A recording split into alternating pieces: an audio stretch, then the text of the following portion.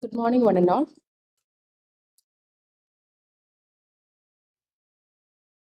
Sonu? Hello, hi. Yeah, how are you? Doing good, doing good. How are you? Yeah, I'm good, good. I'm Samson and Director NATPAC. Yeah, good to see you again. Yeah. Okay. Thank you for accepting our invitation. It's evening there, no? Yes, it's almost like 11:30 here. 11:30, it's okay, midnight. Thank you for accepting our invitation. And unfortunately, Vasu is attending another meeting today. Oh, okay. I had a talk with him in the morning. Yeah. So shall we start? No, people will join us. Yeah, sure. Yes. Yeah.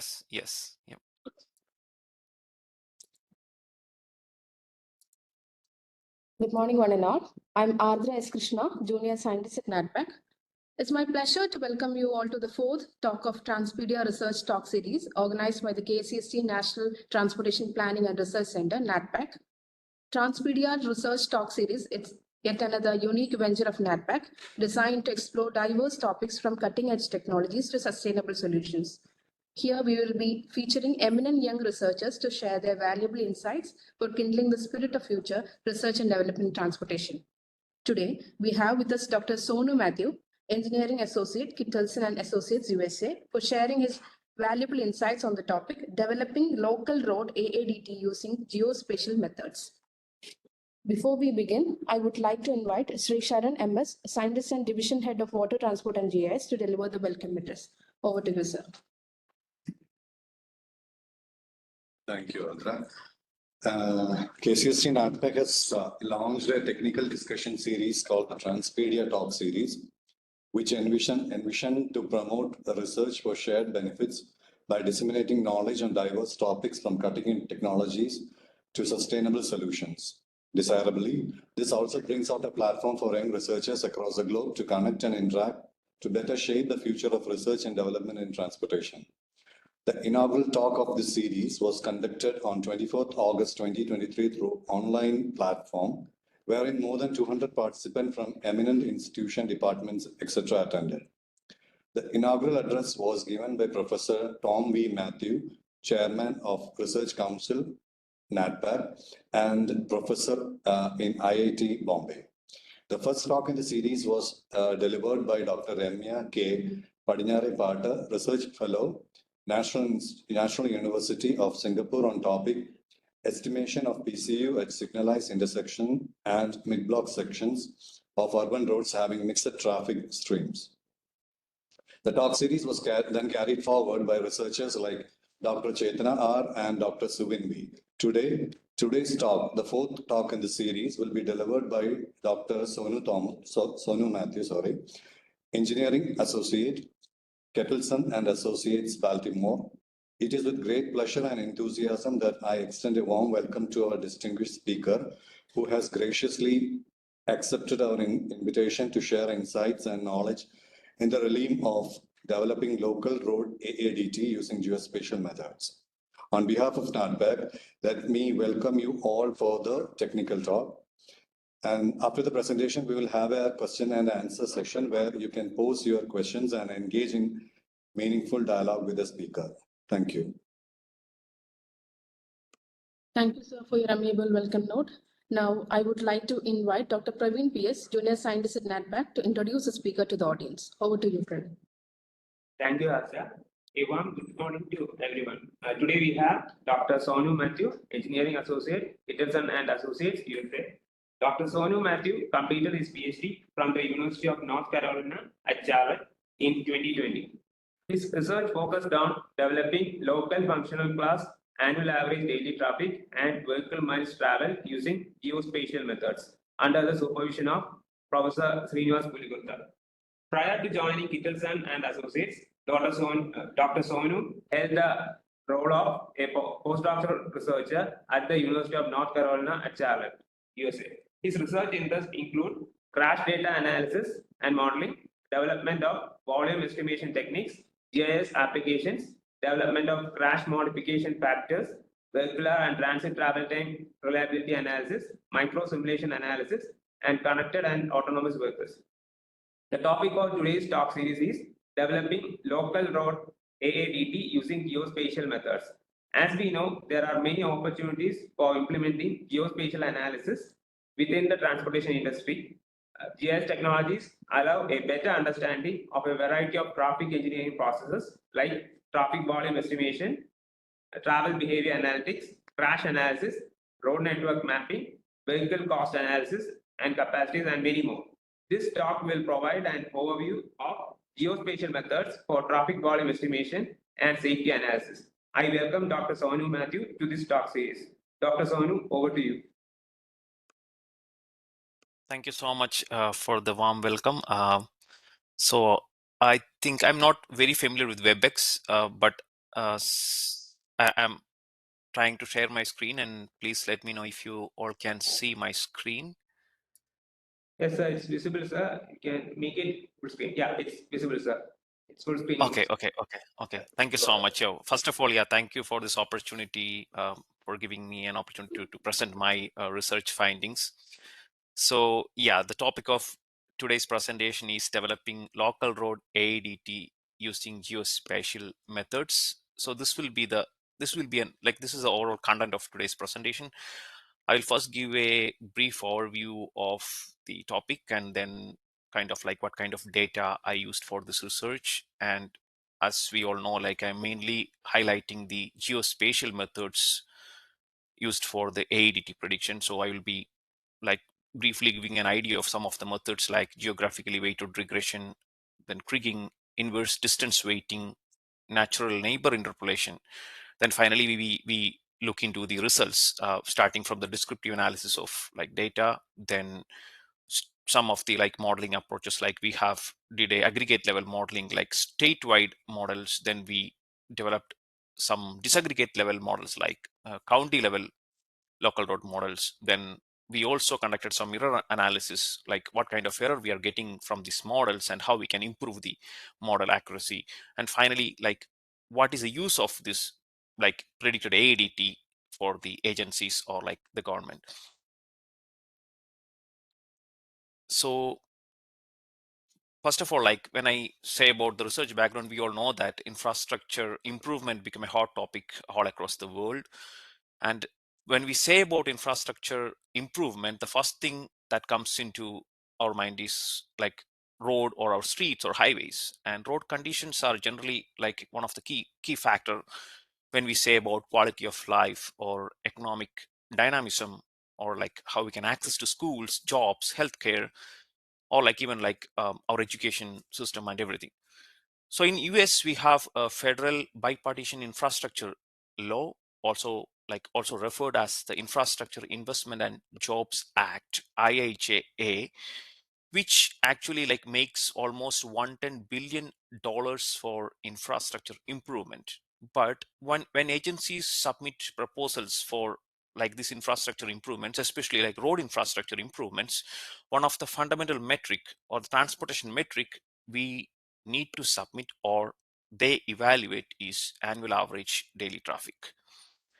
So we all know that simple definition of annual average daily traffic is like the total traffic passing through a segment of a road in a year, and then we divide it by 365 days and we get the annual average daily traffic. So in North Carolina, when I was doing this study, I was in North Carolina. Now I am not located in North Carolina, but yeah, there, when we were conducting this study, when we looked into the data, we realized that they generally collect traffic data for functionally classified major roads like interstate roads or principal arterials, or like major arterial roads or minor arterial roads. But only we have like limited amount of data for the local functionally classified roads.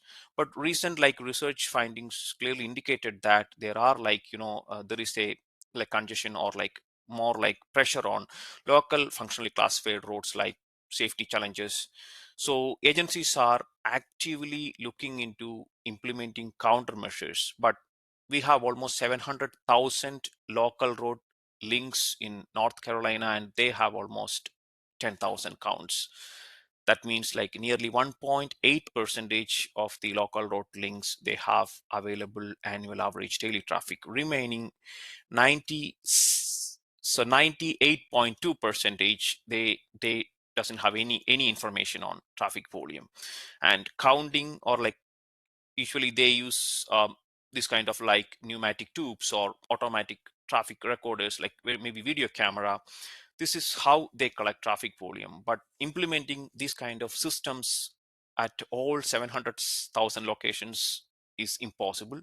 So this economic constraints and also like resource constraints makes like the practitioners to think about some of the strategies or like reliable methods to estimate AADT. And main reason, as I mentioned, these traffic count programs are primarily focused on higher functionally classified roads and limited data for local functionally classified roads. So our question was like how we can estimate AADT, how we can find a method which is repeatable or which is more reliable to estimate AADT. And need is mainly, there is a program called Highway Safety Improvement Program in the United States, and which mandates all the state agencies to report AADT. As I mentioned before, they have to submit this AADT information to the Department of to the federal government for getting more funding, or like if they are planning to ask funds for improving the road safety, then the agencies need to they have to prioritize. So what will be the criteria? They have to look into the AADT of those roads, and which has a higher AADT, they will obviously prioritize that. So that's the main need of like finding a method or like developing a method to estimate AADT. So our approach was, first of all, conducting an extensive literature review, looking into all the state-of-the-art methods. Then also we conducted surveys. We contacted several agencies within the United States, and we interviewed them what kind of methods they use to estimate AADT, and whether is there anyone using like some of the methods which are more advanced and less error.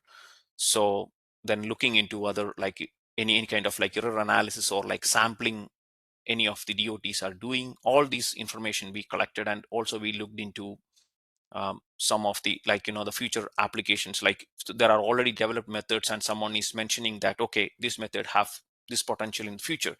So all those kind of information we collected from various agencies.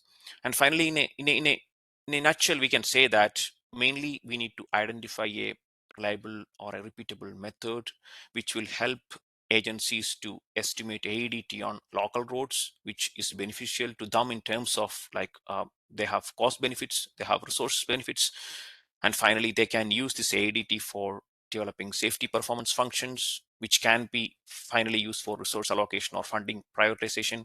And in recent days, AADT is also used for air quality estimates.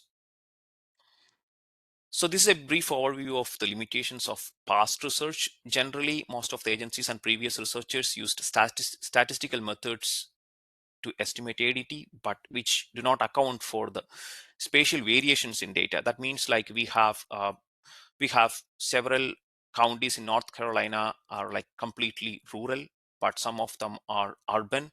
So these characteristics are like county to county will be very different. And when we develop a statistical model, generally we don't account these variations.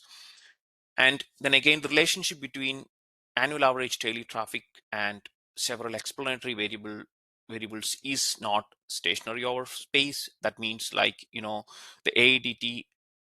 So AADT is related to factors like land use characteristics, which is very different in urban areas, but that will be very different in rural areas. How we can account these factors while developing a model, that's not addressed in the past research, and which was our motivation to find a method which we can accommodate land use and such kind of spatially varying relationships.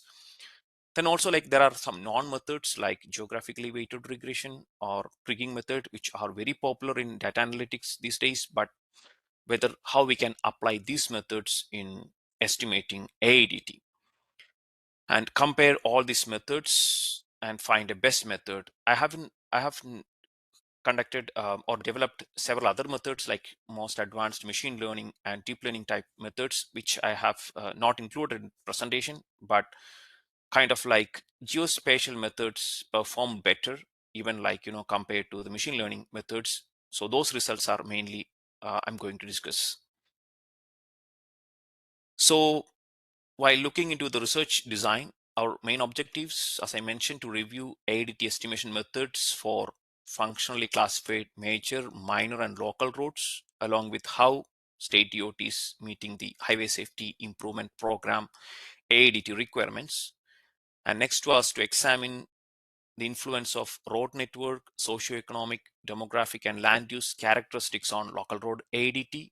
And finally, to develop a sustainable and repeatable method to estimate AADT. And then we have to look into how these methods are performing. If it is not performing well, how we can improve the model accuracy, whether we need more samples. Then we have to propose Department of Transportations to collect more data. So for that, we have to validate and calibrate our model to improve their predictive performance.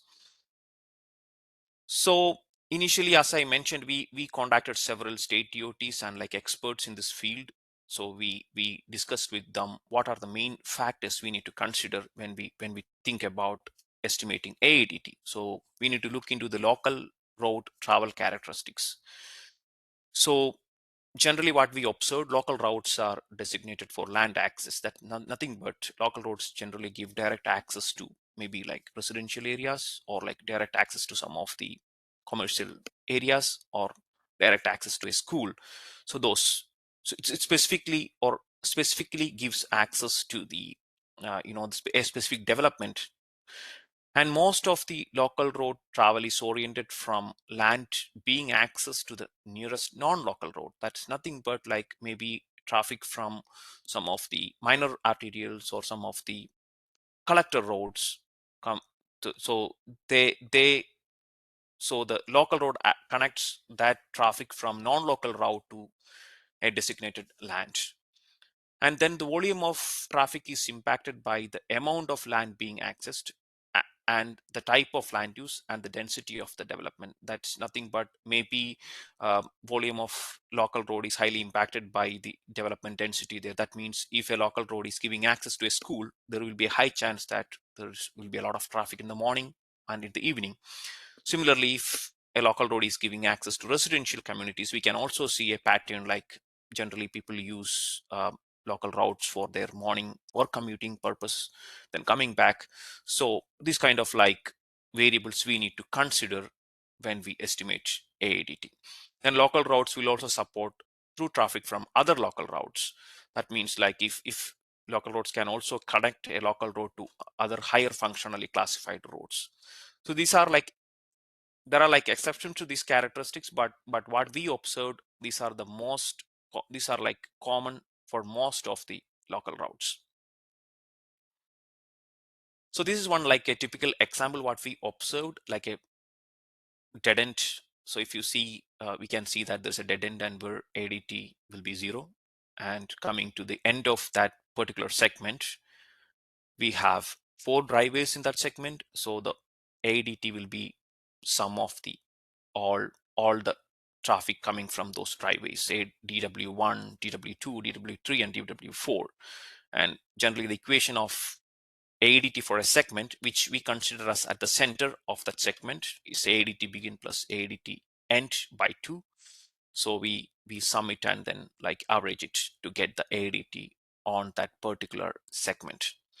So this is one of the very typical scenario. And maybe like, as I mentioned, distance can also have an influence on AADT.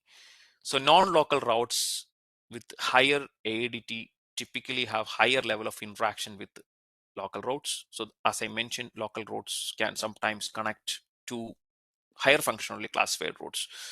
So that particular like variable we need to consider in the model development process. Then when there are more than one non-local routes nearby, the ADT on each may need to be considered. That means like if a local road is giving access to one of the higher functionally classified road, what's the ADT on those higher functionally classified roads? So if that particular local road is giving access to 2 higher functionally classified roads, what are the AADTs on those higher functionally classified roads? That we need to consider in the modeling process.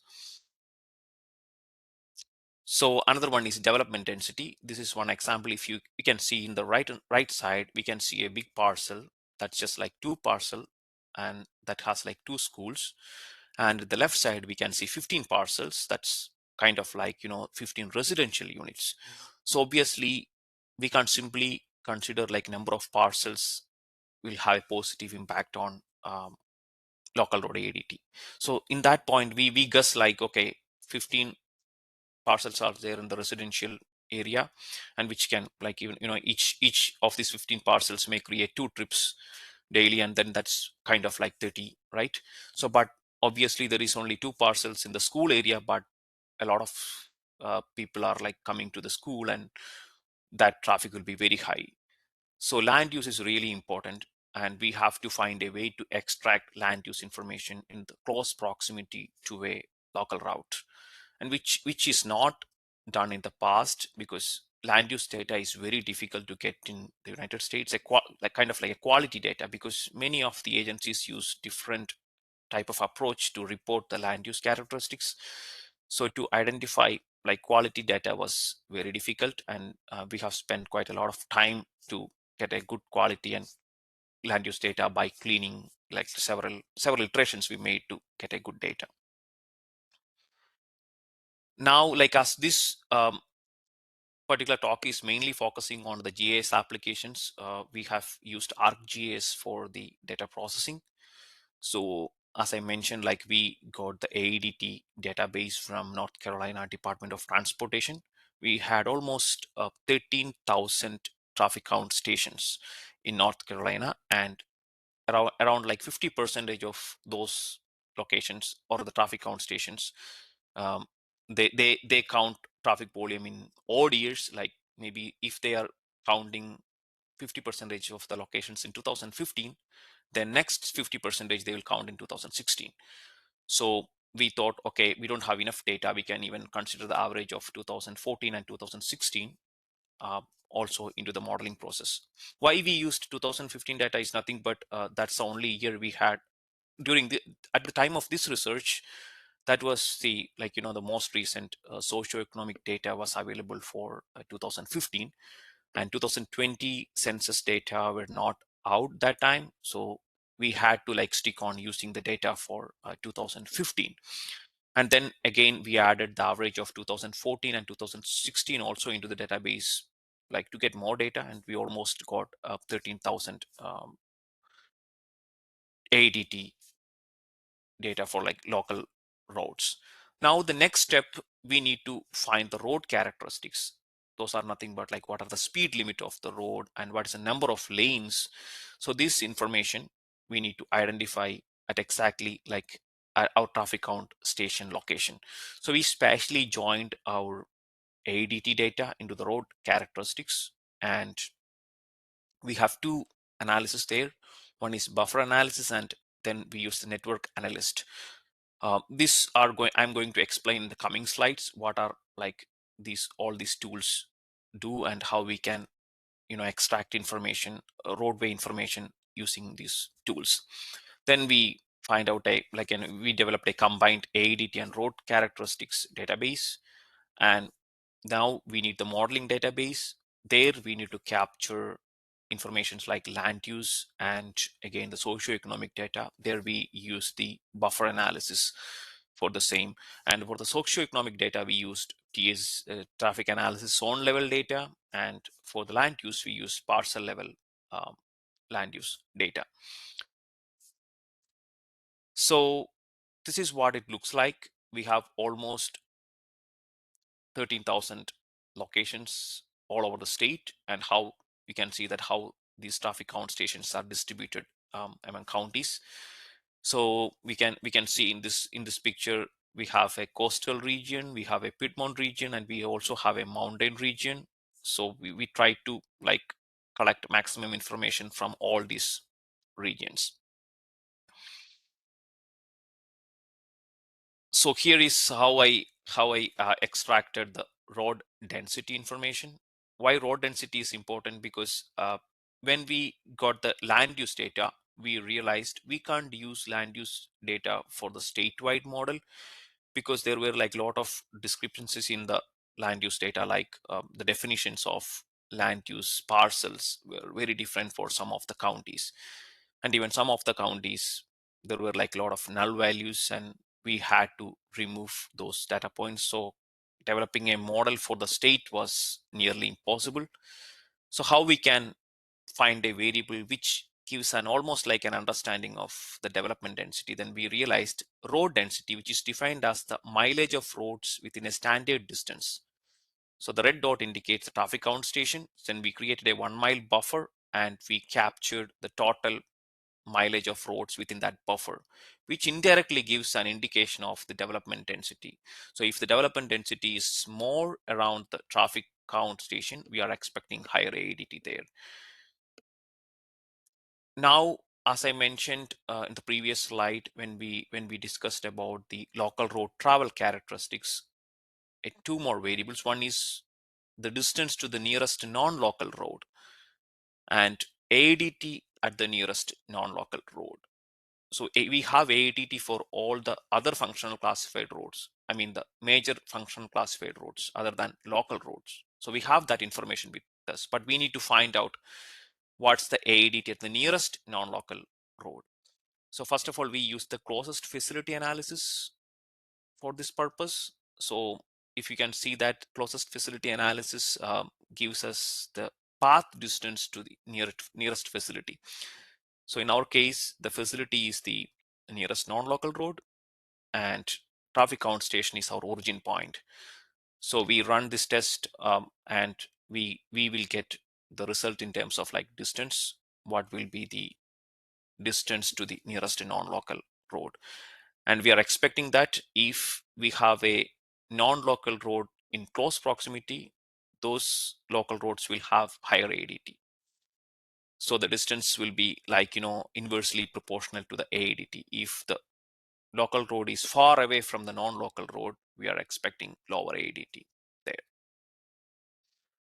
And same way, we we did the origin destination cost matrix analysis to identify AADT at the nearest non-local road, which you can see this picture on the right side.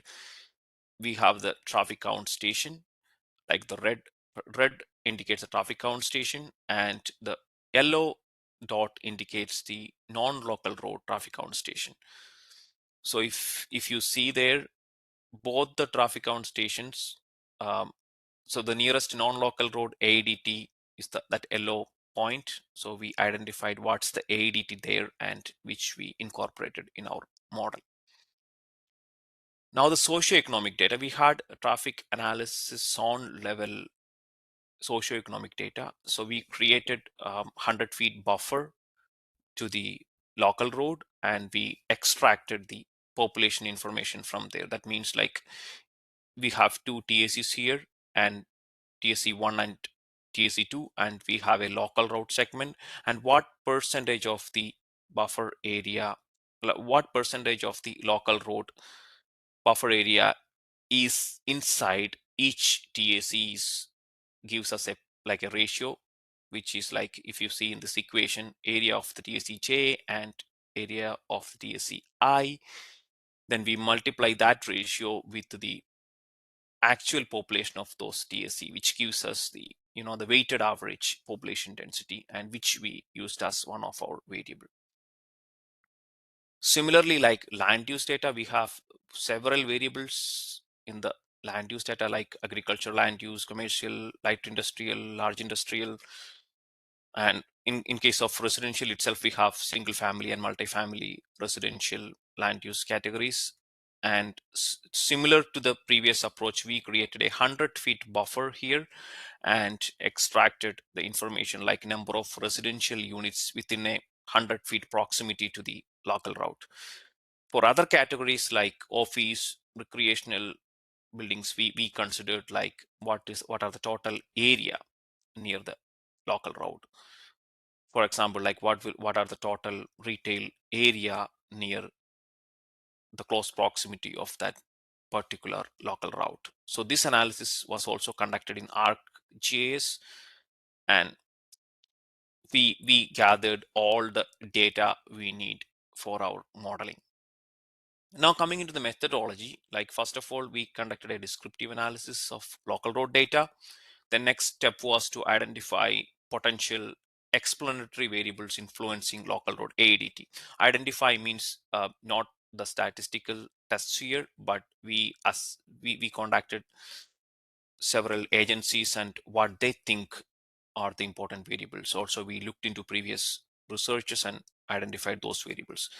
Then we checked for multicollinearity between explanatory variables, and next step was to develop the local road AADT estimation models. We developed statewide models and also county level models. Our purpose was like, if statewide model is performing good, that's really good for us, because only we need to create a single model.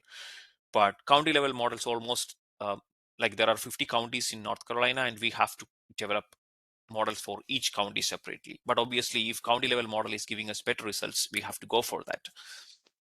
And then validate the model, and finally estimate local road AADT at non-covered locations. So here is the important step. As I mentioned initially, we have 700,000 non-covered locations, and we have nearly 13,000 locations where we have AADT available. So we need to use this 13,000 AADTs to predict AADT at almost 700,000 locations. And here comes, like, ArcGIS is really very powerful tool, and we completely used ArcGIS for all this analysis. And yeah, it's like ArcGIS is very powerful, and it can run all this analysis like within like short period. Almost, I think, 8 hours it took to complete all 700 location predictions, which is considered to be fast, because some other, the softwares we even used and which took days to complete the analysis, like we tested like which is faster. Now, descriptive analysis data. I'm going into the results. Mainly the descriptive analysis was carried out to understand what's the AADT range, and based on the functional class type. That's nothing but in local road itself, we have urban local roads and we also have rural local roads. So we conducted descriptive analysis to understand what are the variations in AADT in terms of like functional classification type, and like speed limit, generally like how the AADT is varying for different roads with different speed limits. And similarly, like socioeconomic characteristics like population density, employment density, road density, and other local travel characteristics. The next step was to conduct correlation analysis. We simply performed the Pearson correlation coefficient and to avoid the multicollinearity, and we also checked the correlation between AADT and selected explanatory variables. And also we try to remove the variables which are like, which have a correlation. Try to remove the explanatory variables which are correlated to each other. And these are the, like, the criteria we used to remove the explanatory variables. Now coming into the methods, we used 5 different methods in the study. So one is the statistical method, ordinary least square regression, which is one of the most familiar, or one of the most of the agencies use ordinary least square regression method, because which is very simple, and only one model we needed to predict AADT on all the locations. But in our study, we compared geographically weighted regression, trigging, inverse distance weighted model, and also natural neighbor interpolation with OLS regression. And like our purpose was to identify which one is giving us most accurate results. So here I think I need to give a brief overview of how these methods work. So first of all, geographically weighted regression. This is one of the sample county. This county is Mecklenburg County, which is an urban county located. Our university is located in this county. That's why I prefer to use this county as an example.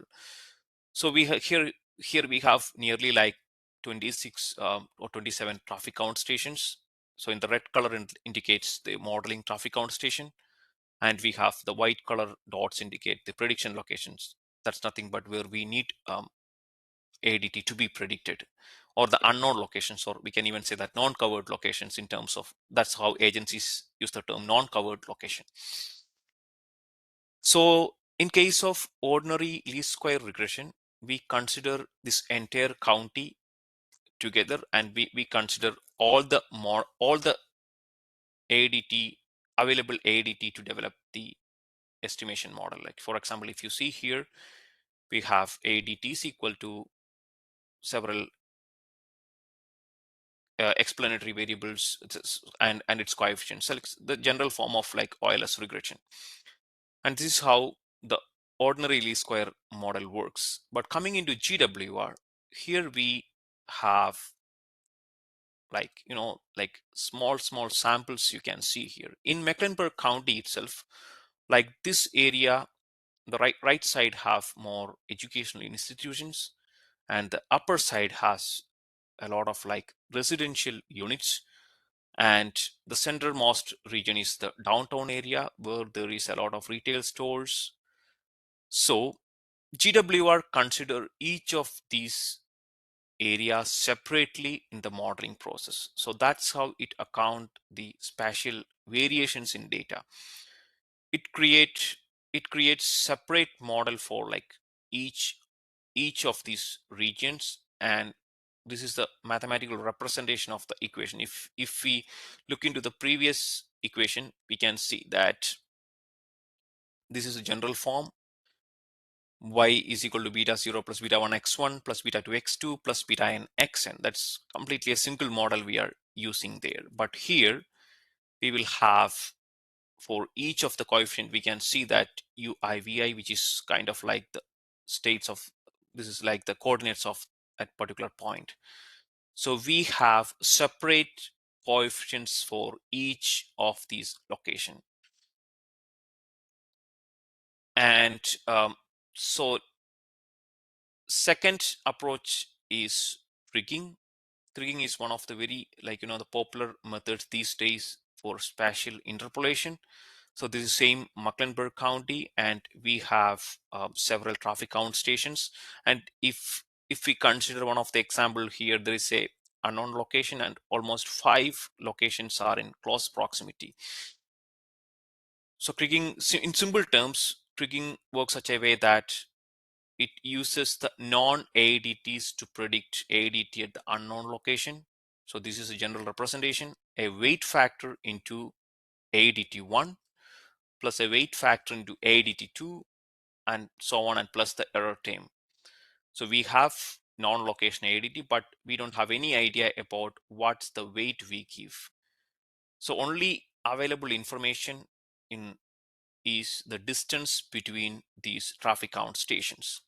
So Kriging uses that parameter, the distance between traffic count stations and AADT at those traffic count stations, to develop a semi-variogram function. And that semi-variogram function we use to estimate AADT at the uncovered or non-covered locations.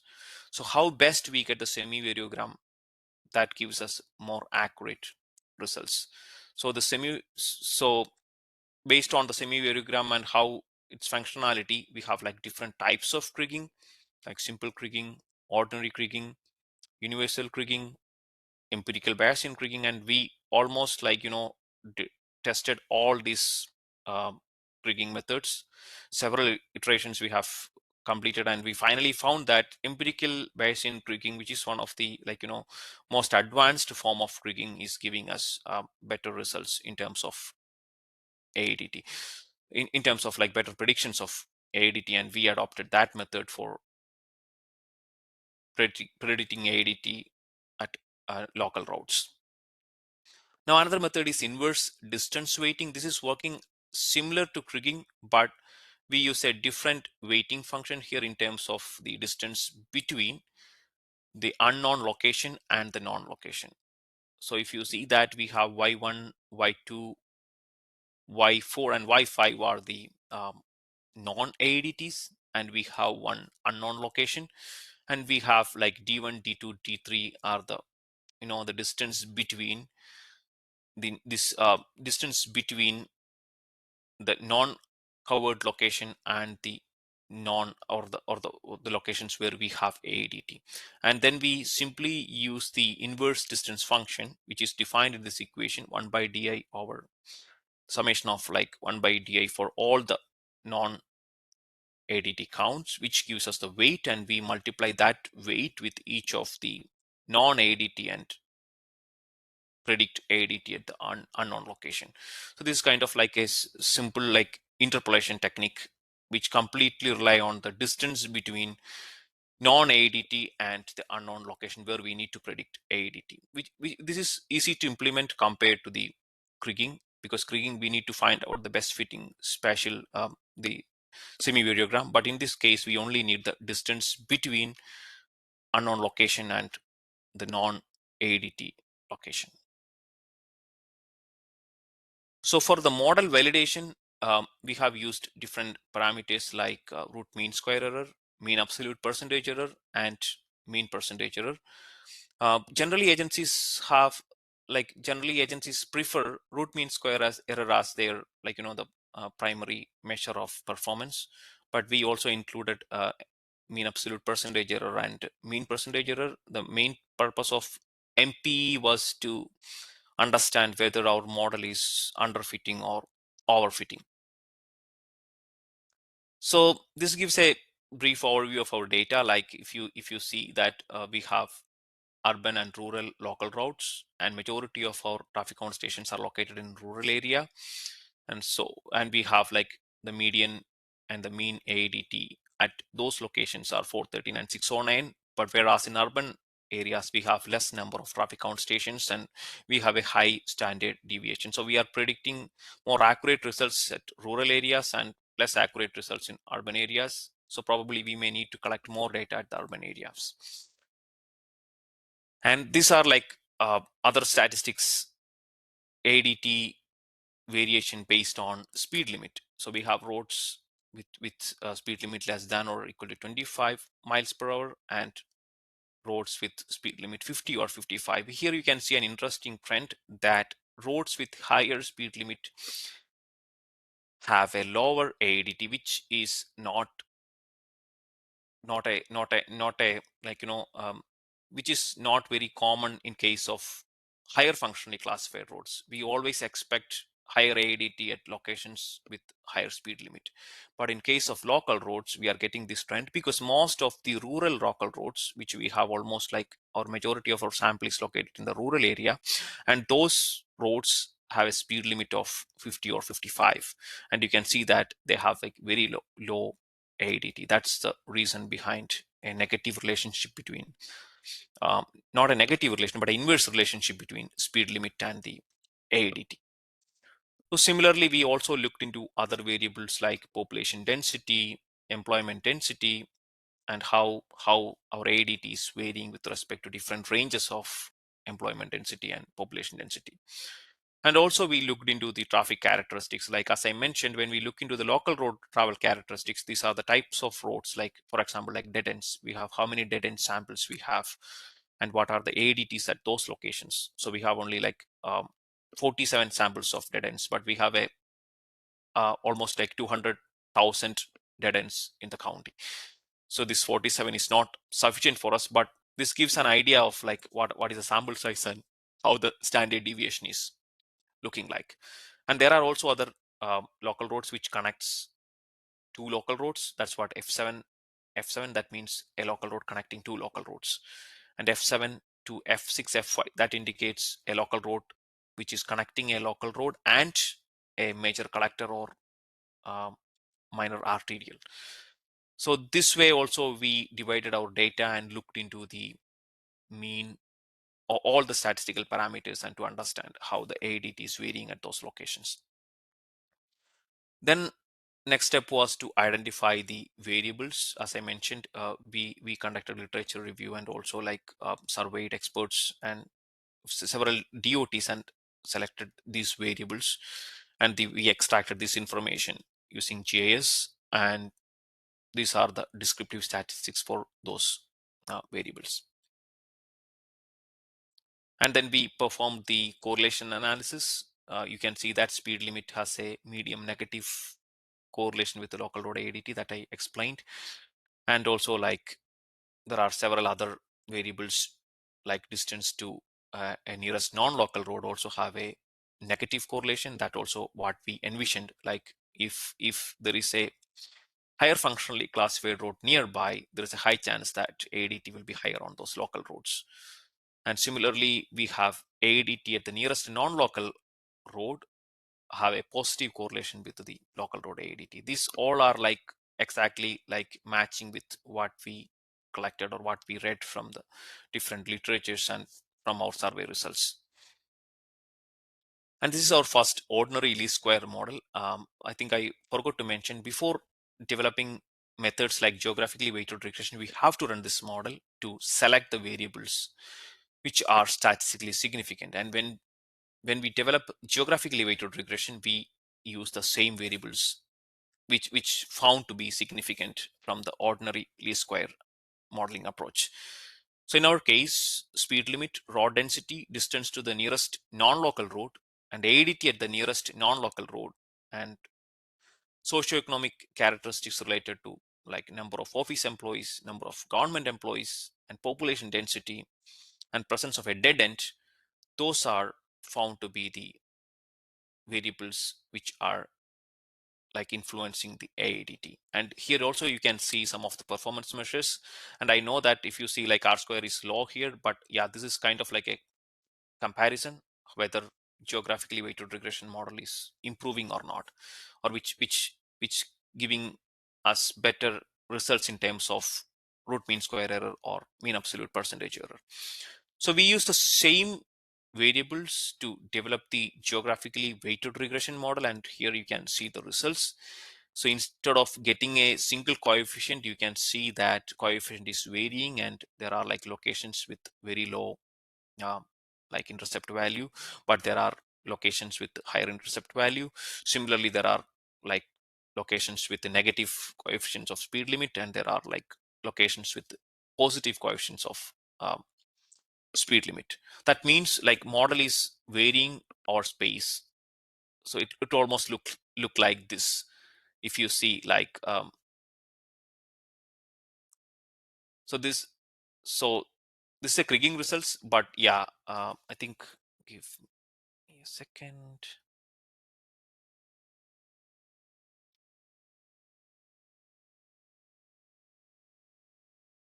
So this is how it looks like. For example, like one of our variable is road density, and its coefficient is varying all over the state. For example, like some of these dark violet color are some of the urban counties, and which generally has higher road density and which have a very high correlation with the AADT, and which is not the case in case of some of the other counties. So this is like spatially varying, and we are able to accommodate that spatially varying relations in our model. Similarly, like Kriging model, this is the result what we are getting. Like if you see the ADT at some of the urban counties are very high, like more than 2000. So there are the dark violet spots are like Mecklenburg County, which is one of the urban county, and Wake County, which is also kind of like urban county. And our predictions are like pretty good in this case too. Similarly, the inverse distance weighted regression, the result is this is a raster image, and which is also matching with the Kriging results. And natural neighbor interpolation, which is also another method we tested, and that's also giving us similar kind of predictions. And this is kind of like a comparison of all the methods we used. And here we can see that GWR is performing relatively better than other methods. Kriging is equally good, but other methods are like not performing up to the level of these methods. So even a slight improvement matters here, because if we collect more data, we can further improve the accuracy. So the next step was to do a county level ADT modeling, and we selected some of the spatially distributed counties in the state because we wanted to check whether these county levels models are giving better results compared to the statewide modeling. And also I mentioned we have quality land use data for counties, not for the state, but some selected counties we have quality land use data. So we selected some of those counties with the quality land use data. One of the counties, Duplin County, and here is the distribution of ADT on those counties. And similar to the statewide model, we use the variables like road density, AADT at the nearest non-local road, and population, number of single-family residential units, all those factors in the modeling process. Similarly, speed limit and the distance to the nearest non-local road, these are found to have a negative correlation with the local road AADT, which we also observed in case of the statewide modeling approach. And here we compared the ordinary least square model and GWR, and GWR performed better, almost like a 20 to 30%. Present opposite. Okay, Present so opposite and present. is there any question or? We continue, there is, Okay. Oh, okay. Sorry. Yeah. Okay. So yeah, this is a kind of like a comparison between statewide model and county level model, and I'm not explaining all these numbers, but generally it looks like county level models are giving us better results. And then we used this county level model to estimate AADT at the non-covered locations. So if you see here, all the yellow dots or all the points are non-covered locations, and we get logically these predictions make sense, because you see that this is a dead end here, and we have AADT less than 2000, and which is connected to another local road. So there will be definitely traffic will be accumulating to the next road, and which has almost like 400 to 600. So these are like predictions make sense. And this is another like sample prediction at one of the location with the medium road density. And here you can see more clear picture, like a dead end with AADT less than 200. Then we look into the other roads which nearby have an AADT of 800, and which is connecting to a non-local road. The blue color line indicates like functional class 5, which is a minor arterial, I guess. Yeah, minor arterial road. So we expect higher predictions at these roads. And coming into the more like dense area, we are getting higher predictions or higher AADT values, which makes total sense. And coming into a high road density area, even like if you see dead ends have very low prediction, then it's traffic from those dead ends are moving to the other higher functionally classified roads. So we are getting higher higher numbers. And finally, like most dense area or this is the downtown area, we have AADT greater than 1400, which also makes sense. So we also conducted a error analysis and identified where we are getting more error, because we have to propose the DOT to collect more counts from those locations. So generally we found that counties like urban counties, we are getting a lot of error. As we also see in the descriptive analysis, we have a higher standard deviation in counts from the urban areas. So we need to collect more data. That's one of the major findings. So we also conducted a county level error analysis, and we identified locations where we are getting prediction. Like for example, like we used land use data for prediction. So do we have enough traffic count stations near the residential areas, or do we have enough traffic count stations near the commercial area? So we also checked that and proposed NCDOT to collect more data from those locations. So this is generally a relationship between the available local road traffic count stations and the median prediction error. So generally, if we have more traffic count stations, we are getting like less error. So that indicates we need more data. This is just a comparison of like what we have. Like we have nearly 3,000 locations in urban areas, but we need predictions for 421,000 locations. So based on this information, we even calculated kind of like proposed what samples, what numbers, what are the the numbers we need to collect, or what are the minimum numbers we need to develop these models. So we developed this sample size requirement and proposed them. So for example, like we have locations in Wake County, we have almost like 3 or 5 locations, but we only need 152, which is okay. But there are other locations we have available just 61 traffic count stations where the error is very high, and we need to at least collect traffic data from 265 locations. So we proposed this to NCDOT, and they are collecting more data now, and they're actively looking into collecting those information and using our model to predict AADT at all the non-covered locations. So finally, we also estimated the growth factors, because if we predict AADT for a particular year, we need to estimate AADT for the future years. So we also conducted spatial interpolation methods to understand what's the growth rate on each county, and we propose that growth factor also to NCDOT for future predictions. So finally, so overall, like the methodological approach gives us this result in this slide. Like if we select a road, then we have to identify which county this road is located, and whether if we have AADT available for that county, we can directly report that AADT.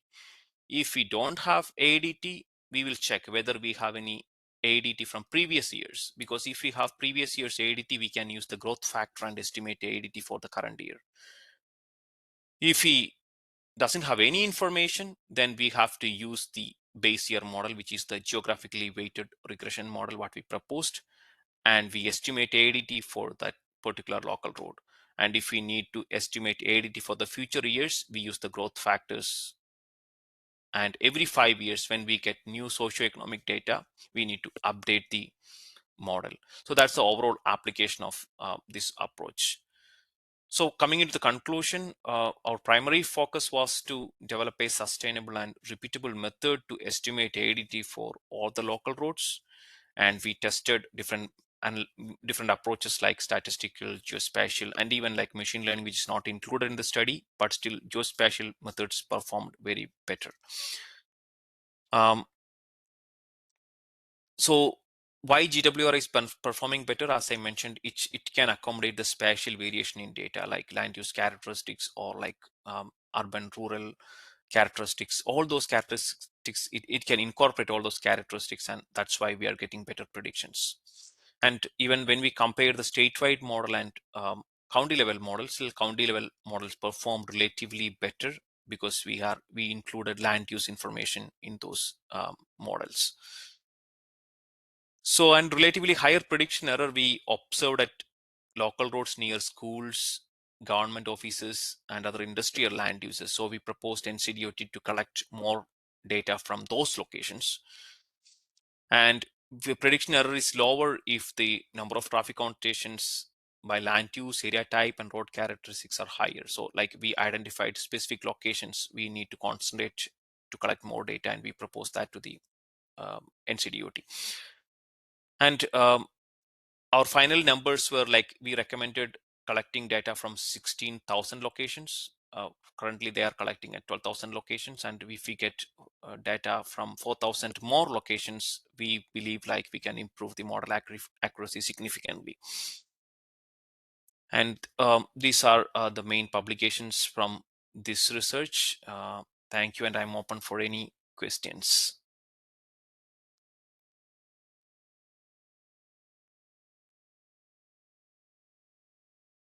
That was an enlightening talk. Thank you, Dr. Sonu Mathew. Now the forum is open for discussion.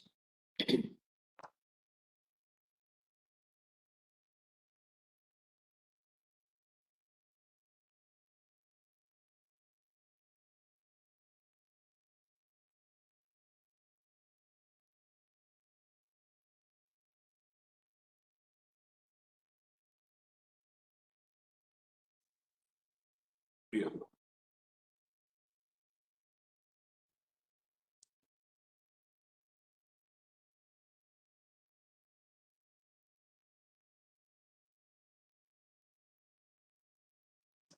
Hello. Hi. Hi, I'm Dr. Anila. I'm also from NATPAC. In one of the slides, you have mentioned something about the buffer analysis, and you have taken 100 feet buffer. Right. Is there any significance for the same?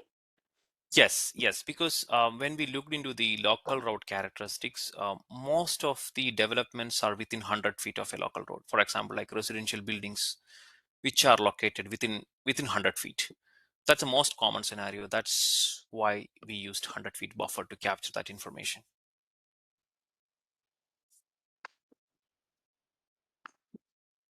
Okay, thank you. Yeah, I hope it's clear. Otherwise, I can. Can you see my screen? Yeah, Oh, yeah. okay.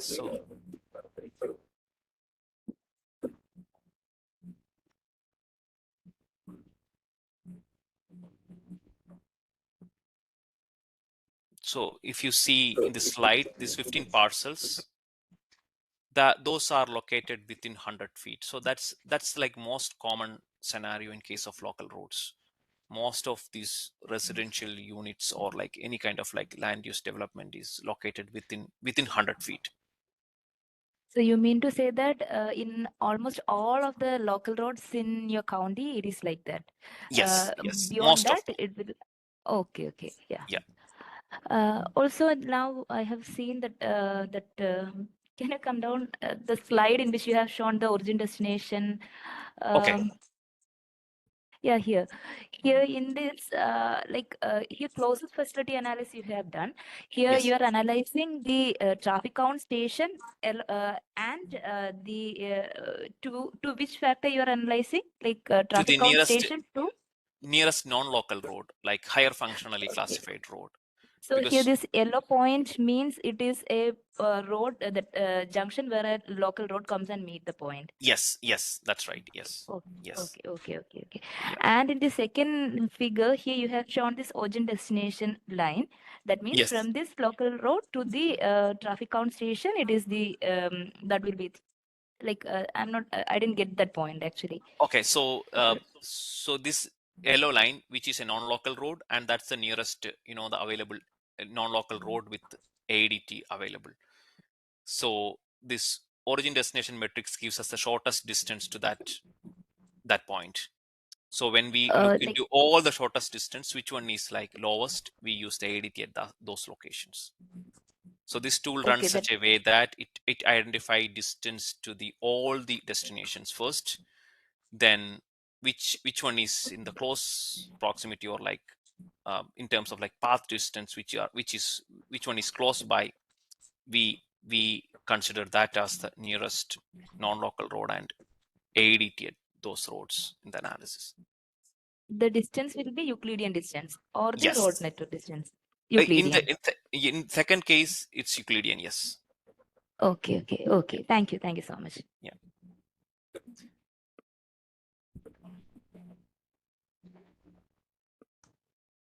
Hi, Sonu. Good morning. Maybe good evening there. This is Sanjay. Hi, Sanjay. Yeah. Yeah. So it was a nice presentation and throwing definitely the inputs on all the insights on how we can go for this ADT based upon the land use and other parameters.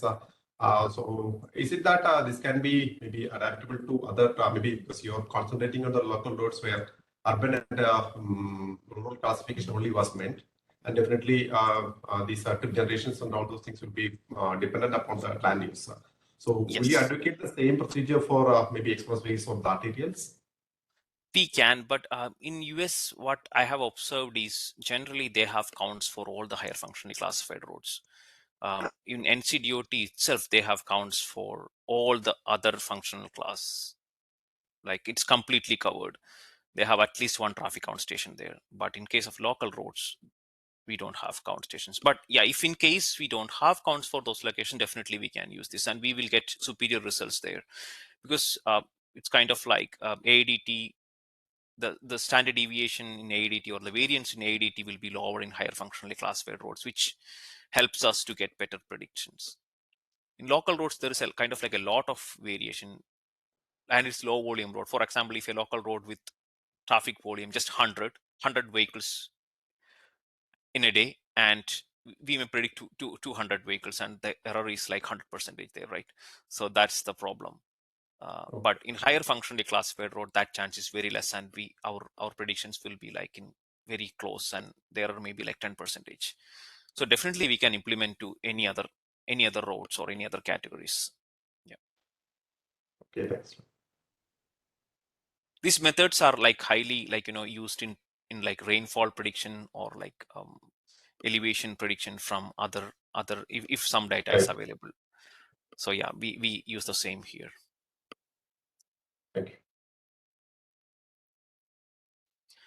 Dr. Sonu, there's a question in the chat box from Savita ma'am. That is whether there is any criteria to select the location and number of counting stations, as in methods like inverse distance weighing method and distance between stations is a main factor. Oh yes, yes. I think I missed to say that part. We for like spatial interpolation method, we use the golden search criteria. Like there are like two ways we can do. Either we can define a predefined distance, consider 20, like consider all the traffic count station within 5 miles of the the target location. That's one way we can define that, but that's not the right way to do it. We define it as like, okay, find 20 nearest points, because many models have like a requirement of like a minimum, at least like minimum 30 samples. So we define it as like consider nearest 30 points, which gives us the lowest. Okay, we used one of the parameter called the AICC. It's a AGEC information criterion, and which gives us the lowest AICC value. Those number we used. For example, like we have a traffic count station and we consider 30 nearby points, which gives us the lowest AICC value. We considered that. But in some cases, we got like 35 nearest neighbors, and that if that 35 neighbors giving us better predictions, or in terms of like AICC, we are getting the lower AICC value, we go for that. That's kind of like a golden search approach. We used that criteria to define the number of neighbors, or number of the points used for predictions.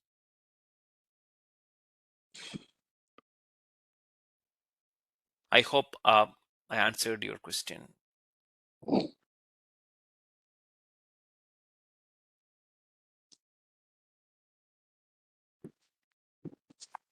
Dr. Sonu, it's Sharan. It was a wonderful presentation. I have one question. Like you're telling that in a geographically weighted, you have taken the land use parameter also. So how you incorporate the land use? That is, land use usually happens in it's a polygon feature. So Right. you're taking it in the how you're taking it for this particular modeling. It is as a point or a raster, or how it's happening. So what we did was like, for example, like residential units, each parcel we consider like, if it is a single family residential unit, we count it like number of residential units within the proximity of the local road. So when we create the buffer and then count the number of residential units, so we make it like, okay, there are like 80 residential units within the close proximity of that particular local road. We consider that number as the the input there. So it's in terms of like numbers for residential units, but for other categories like retail areas, we consider the square feet area.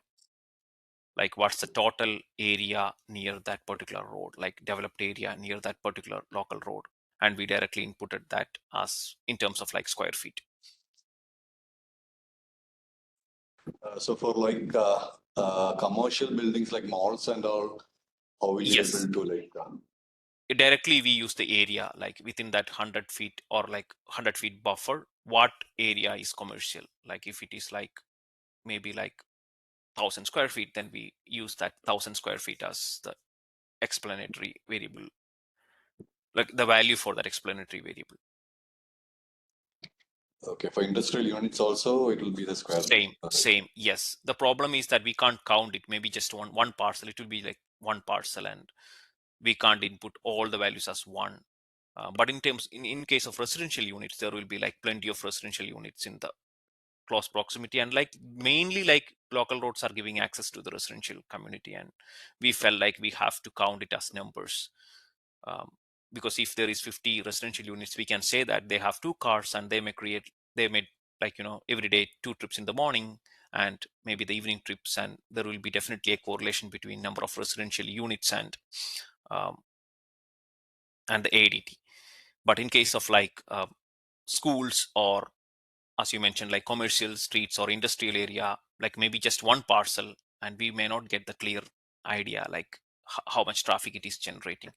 So for that purpose, we used the areas for those categories. Okay, thank you.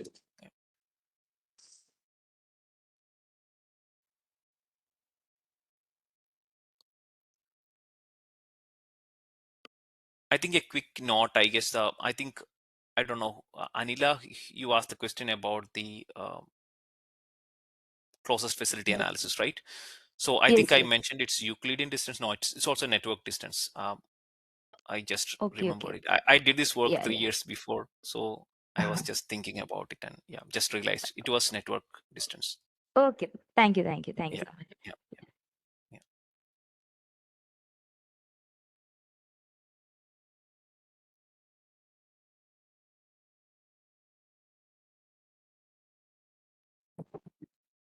Yeah, Sonu, just the next presentation. Thank you for the presentation. I have a couple of points. So one is you have this traffic count, permanent traffic counting stations. At what what is that like a spacing or the you have any standard procedural lesson where these things will be located?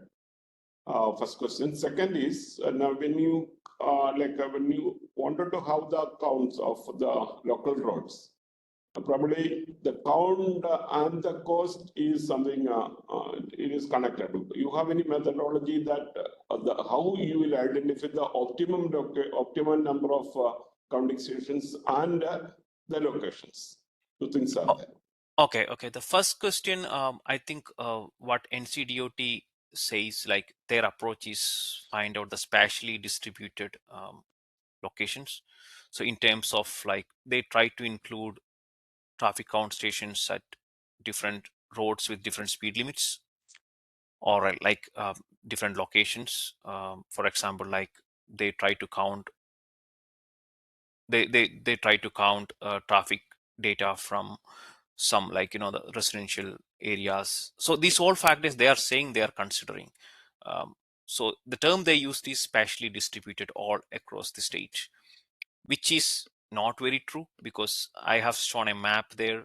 We have like some counties have very less number of counts, but the reason they said that those counties are like very rural and they don't need to count those many at those locations, and based on like the number of roads, number of local road segments there, and what's the total mileage of roads, these all factors they consider in placing these um, traffic count stations.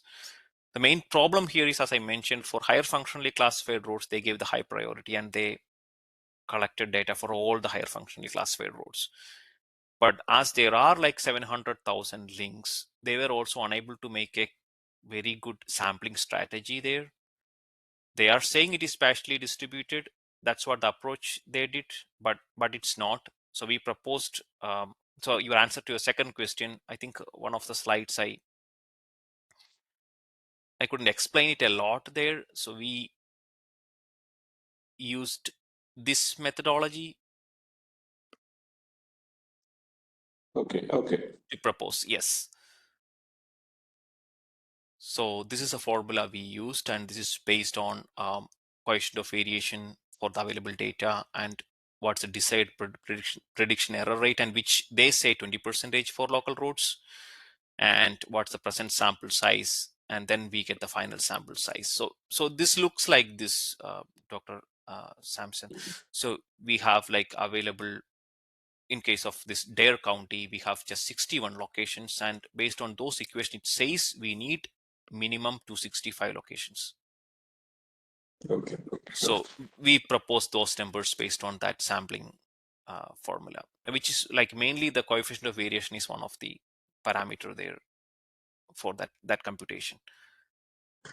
Why I asked that question is probably the Kerala road network even compared to other states in India, probably like we have a very large network, and probably as you know, the entire state is something like an urban like area, and Yes.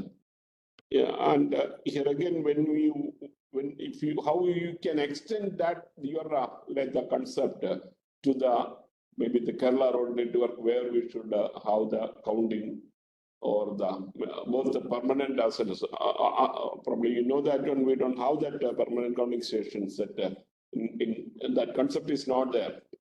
Maybe in Yeah. national highways we have that.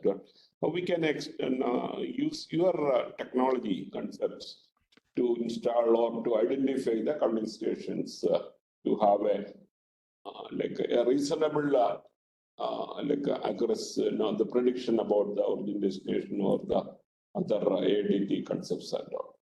Yeah, I think we can really implement this. I feel like we have at least some AADT information, like annual daily traffic information, like for like counts from a couple of days or like 3 days, which are sufficient to develop this approach. Maybe like as you mentioned in Kerala, we have like several roads with same like characteristics or like same type of like urban roads we have in some places. I'm basically from Wayanad, so their travel characteristics are very different. So if we have more number of roads with same characteristics, it's easy to implement our approach. We don't need a lot of sample there, because as I mentioned, like in our modeling itself, we have some rural counties with very similar travel characteristics, and our prediction accuracy were like very high, and even they collect more than like 200. They have more than 200 traffic count stations, and we propose, no, we don't need 200, we only need 100 there. You can use that resource to some other location where we need more accuracy. So we need like some sample to make a decision, like in any state. Like if we have like maybe like some counts from Kerala and we feel like it's a good representation of the entire state, we have counts from some of the rural sites and we have counts from some of the urban locations, we can make that call. And I know that in Kerala we have a lot of experts who can say that, like, okay, we can consider this traffic count at some roads. So those expert opinion also matters a lot here. In our case also, it helped a lot. We conducted a survey and understand the general trend, and they helped us. Okay, this road we expect this much traffic. Even I before seeing my predictions, I remember one of the NCDOT engineer was telling me, I'm expecting this many vehicles in this route. He even don't know that road much, but based on the characteristics, he mentioned that. So which is nearly accurate when I saw my prediction, which was like nearly what he said. So we can really implement that in Kerala too. But yeah, we need some counts. That's not AADT, but at least we need like average daily traffic is good. Like if we can get information for like 2-day count, that's good enough to make assumptions and then apply this methodology there. But Yeah, I'm thank you. sure, based on my understanding, we may need like at least 300, 400 locations. Yeah. Yeah, correct. Yeah, correct. Thank you, Sonu. Thank you so much. Yep. When will be your next visit to India or Kerala? I'm actually coming to Kerala on 26th December. Then I will be there till January 12th. So this research was mainly completed when I was working as a postdoc there. I'm still doing a part of it, like applying this deep learning and machine learning type models. I'm continuing like working with Dr. Pulgurta and like trying to submit some papers, and we submitted one paper recently, like applying more advanced methods. Still, like I feel like this geospatial methods, which are like more effective in terms of like it's easy to implement. Like a practitioner can understand that method because they can see it in GIS, they can visualize it, and they can understand it. Where this advanced machine learning type methods is kind of like a black box approach. They can't really say that why that prediction error is happening there. But in geospatial methods, we can even see and we can do the reverse engineering and understand where we are making errors and continuing that. So yeah, those research is going on. And presently I'm working with the company called Kittelson and Associates, and we do a lot of work on roundabouts. We are famous for roundabout design in the United States. So we are doing a lot of roundabout work, and I'm completely like working in a different environment here, more like industrial approach, not a lot of research, but still doing some safety research. Yep. Okay, well, that's good. Probably, I think you'll be available in Kerala for a couple of weeks. So probably, maybe if we can make it convenient, we can have one maybe sitting either at Trivandrum or it can be at Calicut regional office. One thing. Oh, okay. Second Okay. is from Gutra. He is my friend also, and he was the examiner for a couple of my students, PhD students. He was the examiner. Whether we can think of having some joint projects. Probably we will give the data, or probably you can use your expertise. Gutra also can be the part of that, and maybe that in similar lines, probably we can have a collaborative project type with this concept, so we can extend that one to your stay in the native place. That way, we can maybe we'll take a small area or something like that. Can just think. Yeah, definitely. I would love to come to in person like meeting, and I'm happy to. And if it is in Calicut, that's very convenient because I'm basically from Wayanad, so it's very That's all nearby. right. Yeah. Yes. Anish, are you there? You would like to say something? Anish is working on the origin destination metrics for Kerala. Oh, okay. Okay. Yeah. Hello, Sonu. Hi, So, Anish. as I was mentioning, yeah, I'm working on the stage-wide model, on the regional target model. Okay. So, I'm also in the same line, working in the same line as you are. So, Oh, just okay. having a couple of questions regarding if you can have a clustering approach, wouldn't that be a better approach than developing models for each county separately? We can cluster these counties into some few clusters, and then for those clusters we can develop the model rather than going for each one separately. Yes, Have you?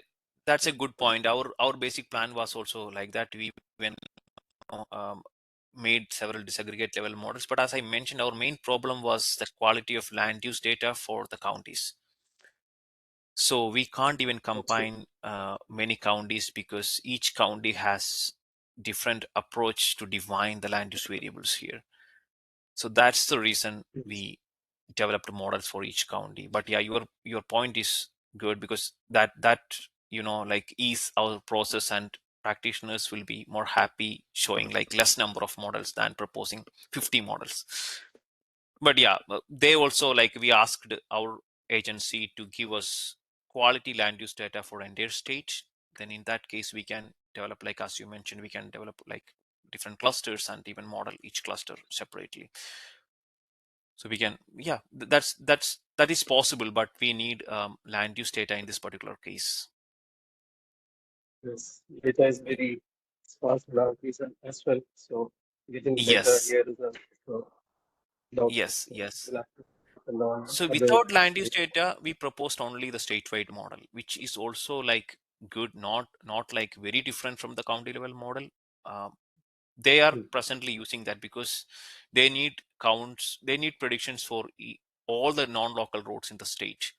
So the county model only gives like those counties which, like, the sum of selected counties, as I shown in my presentation, they have good land use data, so we can use predictions, we can predict AADT on those, like, those counties using that model.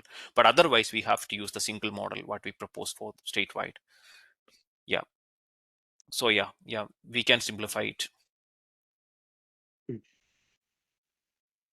Okay, thank you. So I think we can catch up when you come down.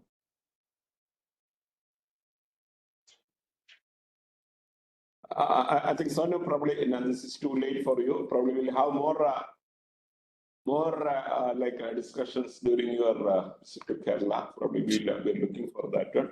Probably we'll arrange a meeting when you are it's comfortable for convenient for. Sure. Yeah. Thank you, Dr. Sampson, and yeah, thanks for this opportunity. And it was like long back I looked into my research, and this, when Vasu told me to like ask about this presentation, I also got a chance to look into all my previous work and felt happy about it. And this was a very good opportunity to share and discuss what I was working on and my findings. And I'm really happy to help in case like we need to collaborate, or like any of the students needs help with any of these methods or GIS based methods. I'm happy to help. Anytime you guys can email me, and then yeah, I will, we can schedule a meeting to discuss this. Yeah, thank you. Now I invite Dr. Anila Cyril, Junior Scientist at NATPAC, to deliver the vote of thanks. Thank you, Ardra.